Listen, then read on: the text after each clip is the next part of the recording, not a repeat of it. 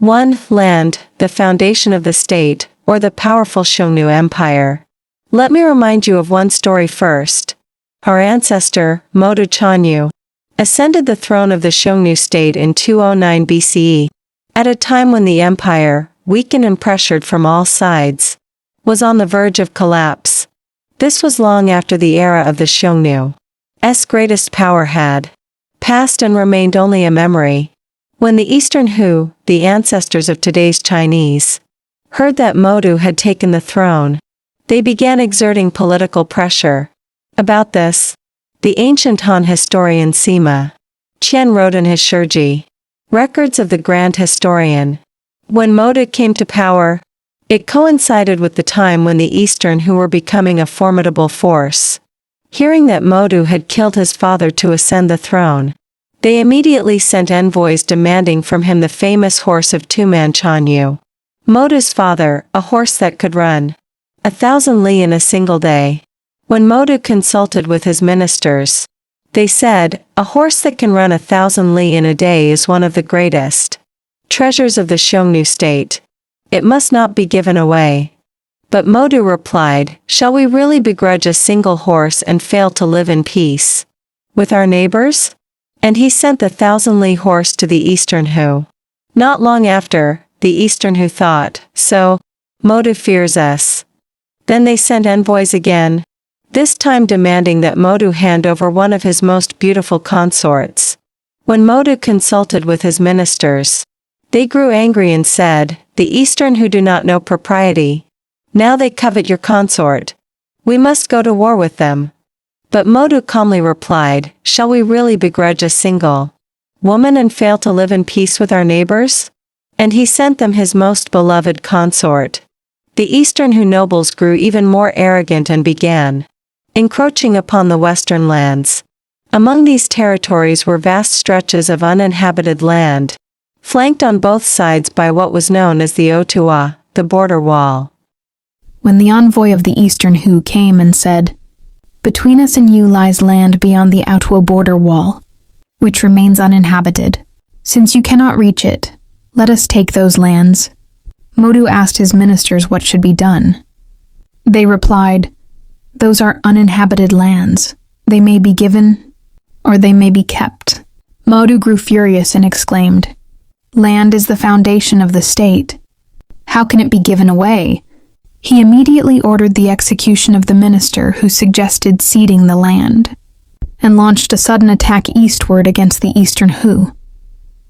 The Eastern Hu had underestimated Modu, and were caught completely unprepared for war. Modu's army struck with overwhelming force, killing the ruler of the Eastern Han Dynasty and seizing their people and livestock as spoils. Jews south of the Great Wall, the robed and hatted, north, the archers. After defeating and subduing the Eastern Hu in the east, Modu turned his attention westward. At that time, the Yuezhi had invaded the Wusun, who lived to the west of the Xiongnu. The king of the Wusun fled into Xiongnu territory for refuge. Pursuing him, the Yuezhi fought against the Wusun on Xiongnu soil. Upon hearing this, Modu immediately marched westward, crushed the Yuezhi, drove them out of Xiongnu lands, and continued his campaign. He not only recovered the Altai regions that had previously been lost by the Xiongnu, but also seized additional Yuezhi territories. Strengthened by these victories, Modu then reclaimed the Ordos region, which had earlier fallen under the control of the Qin Dynasty. Later, with 40,000 cavalry, Modu advanced against the Han Dynasty. In 200 BCE, at Beiding Fortress, he encircled Emperor Gaozu, Liu Bang, along with his 320,000-strong army for 7 days. The Han Emperor, forced to admit defeat, concluded a peace treaty with the Xiongnu. According to this agreement, the Han recognized the Xiongnu, state as equal and established, their frontier along the Great Wall. Sima Qian wrote of this. From the time of Modu, the Xiongnu grew powerful and great, ruling over all the peoples of the north, while in the south they stood equal to the Han. In his Shiji, Records of the Grand Historian, he also recorded the words of Emperor Gaozu.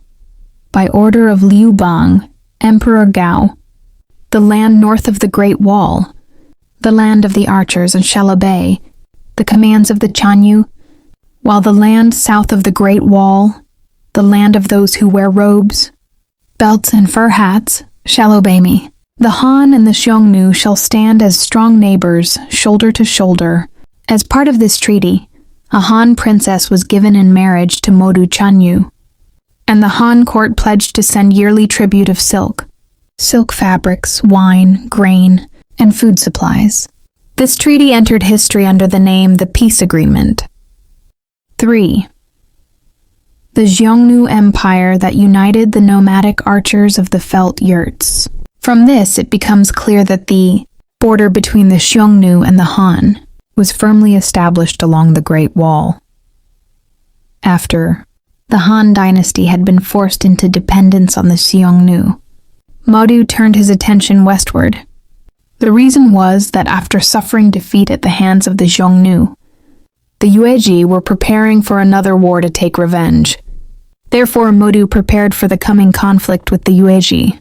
He sent spies to gather intelligence and to prevent them from seeking alliances against the Xiongnu. At this time, a rebellion broke out within the Han Dynasty, led by Han Xin. Modu supported Han Xin and compelled the Han Emperor to recognize his independence. While this was happening, the Yuezhi launched a war against the Xiongnu, and Modu marched westward to confront them. The Han Dynasty, weakened by internal strife and standing on the brink of collapse, could not fight against the Xiongnu. In 178 BCE, Emperor Liu Bang died, and his widow, Empress Lu Hou, took the throne. Empress Lu Hou, seeing that the Xiongnu were preoccupied in the west, tricked Han Xin into coming to the capital for negotiations and had him killed. Meanwhile, Xiang, the king of western Xiongnu, raided into Han territory and plundered a frontier province. When Modu learned of this, he punished King Xiang by sending him against the Yuezhi in the west. At the same time, he dispatched envoys to the Han Dynasty, explaining that King Xiang had been sent to war as punishment, and asked to preserve the friendship agreement between the two states.